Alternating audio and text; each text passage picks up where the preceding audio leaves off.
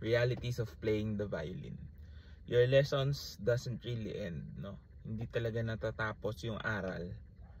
And it always depends on your pace, no? So what do I mean by this? So usually people enroll like 5 or 10 sessions, diba? Thinking na, oh, within 10 sessions, covered na lahat, matutugtog ko na lahat. But in reality, that's not really the case, no?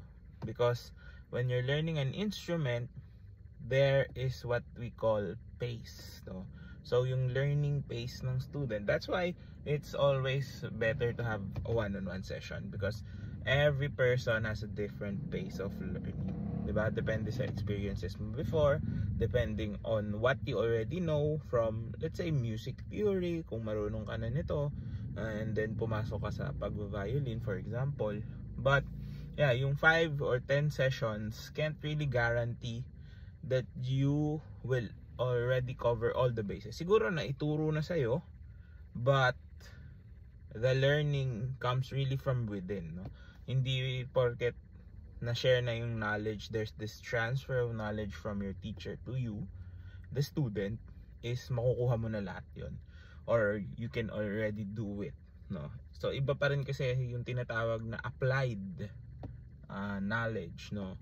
So that's why we call it applied music, diba? Kasi ina-apply natin in reality what we learn in books, what we learn from experiences. So kailangan mo din ma-experience yun. So it's really a lifelong process. Wala talagang katapusan. But we just do this in segments, no? Bakit nilalagyan ng mga teachers ng 5 sessions, 10 sessions? In order to track your progress. So it doesn't mean na 10 sessions na hindi mo pa nakukuha is wala ka ng pag-asa, no? Sometimes you just need time, no? And usually the hard part is starting. So when you start and you learn these things, syempre mahirap yan sa una, pero once na nakuha mo na exactly what you need to learn, then your progress speeds up.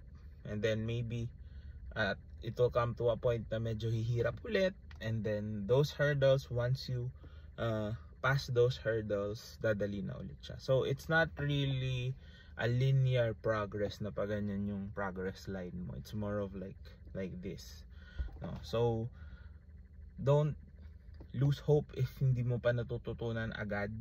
So you still have a lot of time. It really will depend on your pace. Your teacher will help you get there, but ultimately is within your bounds. So ikaw din yung magde-decide kung gaano kabilis or gaano kabagal yung pag-aaral mo. So follow for more and see you on the next one.